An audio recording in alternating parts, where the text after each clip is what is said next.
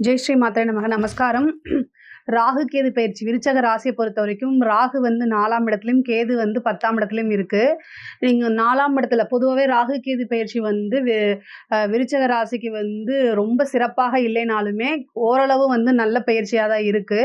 சொந்த வீடு வாங்கணும், தொழிலை நல்லபடியாக முன்னேறணும், தொழிலில் நல்ல லாபம் வரணும் அப்படின்னு நீங்கள் நினைக்கிறீங்க அப்படின்னா இந்த ராகு கேது பயிற்சிக்கு அப்புறம் உங்களை விட வயது மூத்தவர்களுக்கு 7 சுமங்கலிக்கு வந்து வஸ்திர தானம் கொடுக்கணும்.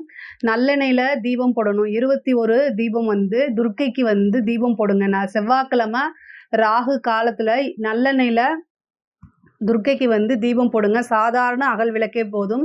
எலுமிச்சம்பழ விளக்கு வேண்டாம். சாதாரண மண் அகல் விளக்கே போதுமானது.